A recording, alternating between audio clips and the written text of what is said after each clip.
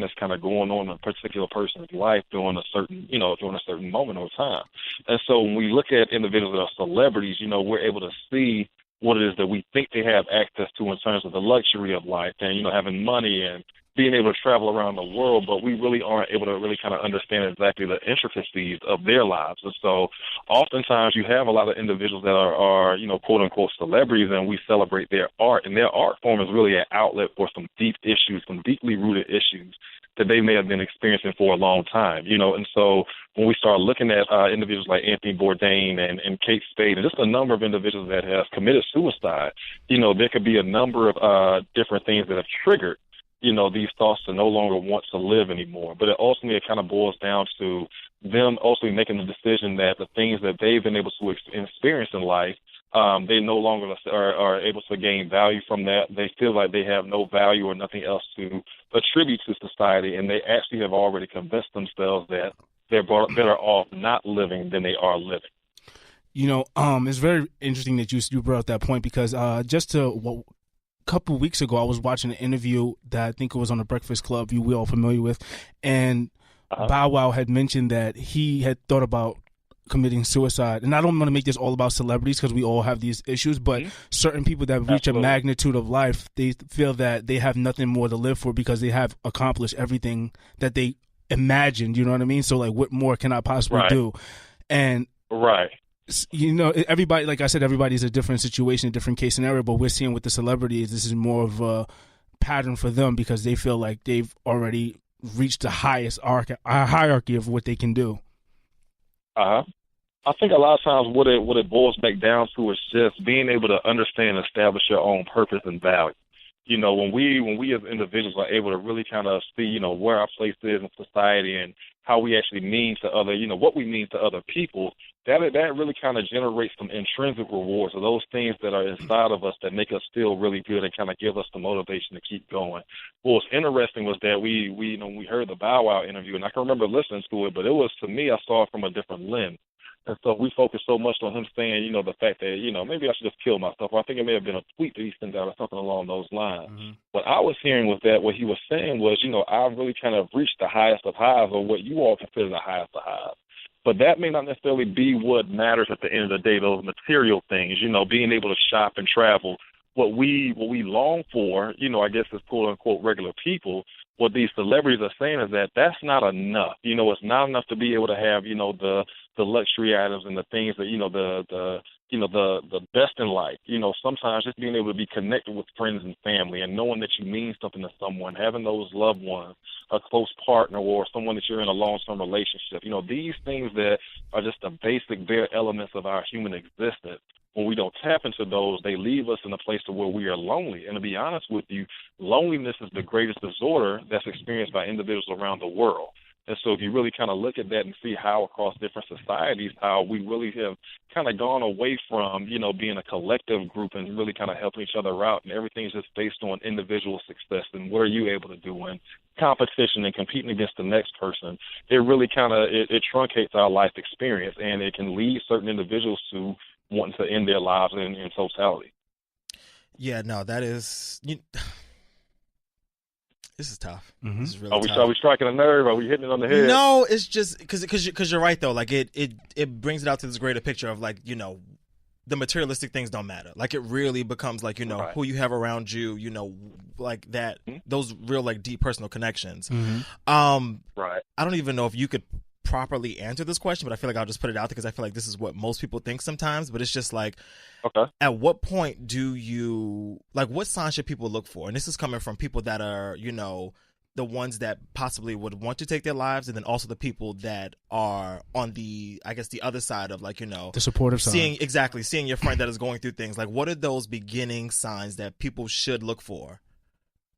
So what you want to do, oftentimes us as practitioners and therapists, we typically have interviews with several people that are closely related to the patient or the client that we're working with. And so those people, their family members or close friends, you all are the first ones to notice a huge shift in their behavior. So behavioral change is the first thing you notice. And again, remember that there are no specific symptoms that are unique to a certain disorder. And so someone that, someone in Atlanta that may be depressed is going to be, it may look completely different than someone in New York, that is, right?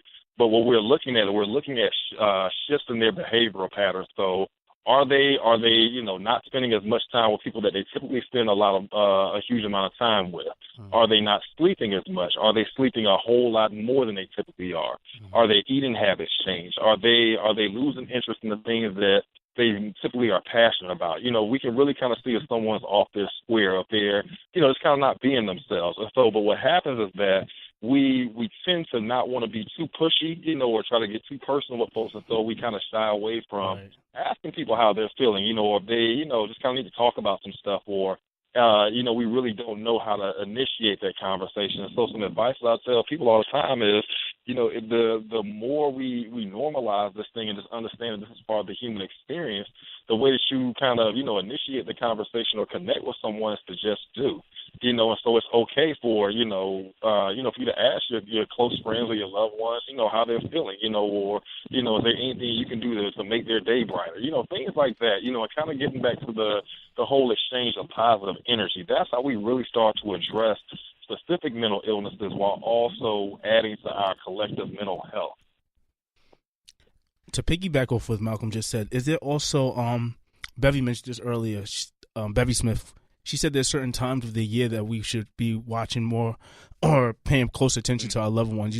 I didn't pay attention to that until she mentioned it, but I noticed that, even myself, I find that Thanksgiving is more of my time where I enjoy being around family, but Christmas is like, I get not depressed, but I go out of my way to avoid it because I don't like the headache, and it can become stressful to participate. Do you understand what I'm saying? So, right, absolutely. And I become the person that's secluding myself.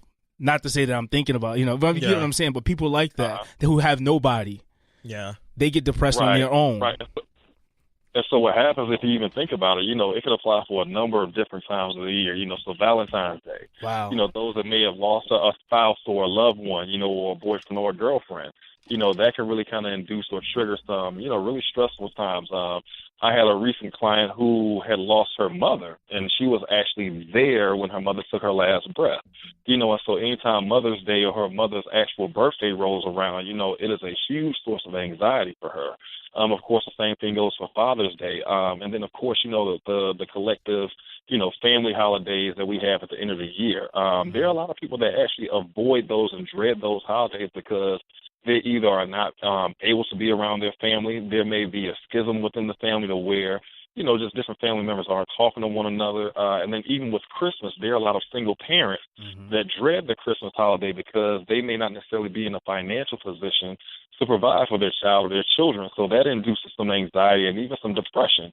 And so they may, tend to try to, decrease the significance around that just so that their children aren't disappointed. So if you're noticing, there can be a number of different triggers that can put different people kind of in that same space. And so the way that we really start to address this thing is not even to just, kind of look for warning signs or getting treatment when someone is having a mental health episode, but it's really changing our behavior and shifting the narrative. So, number one, having conversations like this and really kind of tapping into our different platforms with media, and saying, hey, listen, we need to kind of have a segment where we're addressing something very serious. We got some things kind of going on in society.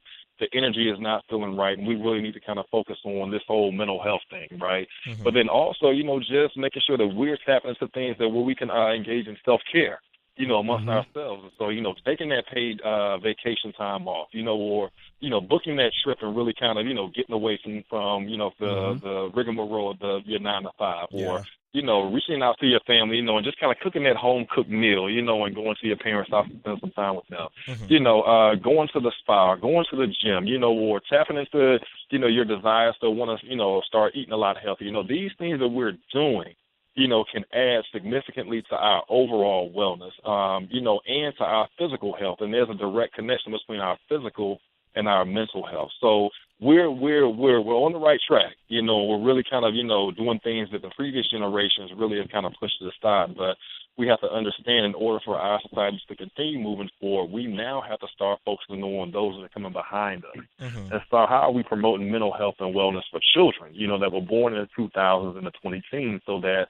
when we start to get towards our getting to our prime and heading towards our senior age, these individuals are kind of picking up the torch, and we really have a society where mental health is not an issue. It's just a part of our natural everyday behavior. Yeah.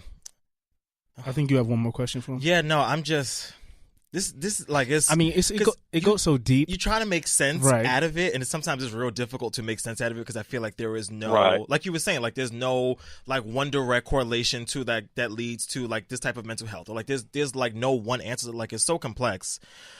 But yeah, so for the people that have now noticed like those behavioral differences, but people in their life, like what steps do you take from there? Like, because therapy is very expensive. Like, therapy is sometimes cost a lot of money to go sit on someone's couch. Like, what is it's facts. Like, and everybody doesn't have health care. Everyone doesn't have health care. Therapy is very expensive. And then there's this thing with black people. I think we're getting a lot better now, but it used to be like, black people don't need therapy. You need Jesus.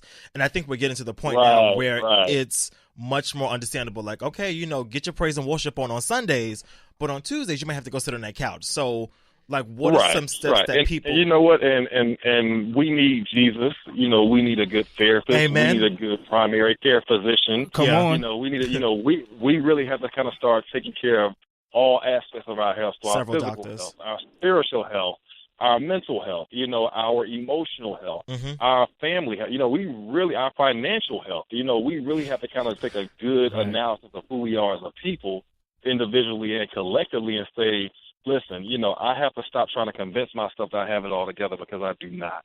And so some of the first steps that we can take, so how do you kind of go about getting therapy? So the first thing is, really try to explore all the different options that you may have if you do have insurance. If you're fortunate enough to have insurance, you want to go ahead and reach out to your insurance company and see who's in network, all right, who is actually a provider for whether it's Aetna or Blue Cross Blue Shield. I just picked up a contract with Medicaid today, so I was really excited about that. So I'll be able to provide services to those who have Medicaid here in the state of Georgia. And so, but for those that do not have insurance, there are a couple of different ways you can kind of pursue services. It's going to be a little bit more challenging, but I do believe that by really kind of getting connected with a couple of practitioners in your local area, they will be able to kind of guide you to someone that may be able to help you. So the first thing you want to know is that most therapists in private practice will be willing to do a free consultation for you. And what a consultation is typically about a 20 to 30-minute conversation to where we'll kind of get as many details about you as possible and kind of give you an idea of how therapy works, what will be beneficial for you. And of course, that therapist will try to, either bring you in for services, or they will either connect you with someone within their own network that may be able to provide free or low-cost services. Also, those that do not have insurance ask for a sliding scale fee. And a sliding scale pretty much says that those of us that have practices, we will do income-based pricing on our therapy sessions. So there are some practices that may do therapy as low as $10 to $25. And there are some that also, if you make a little bit more money, the price may go up to about $30 or $40. So we're trying to do as much as we can in the field to be able to get these services out to individuals while also being able to keep the lights on, of course. So the first, those are two really good steps to, reach out to in the private sector to see if you can get a free consultation, and also start asking about sliding scale services. And that way we can kind of meet all of our clients where they're at financially.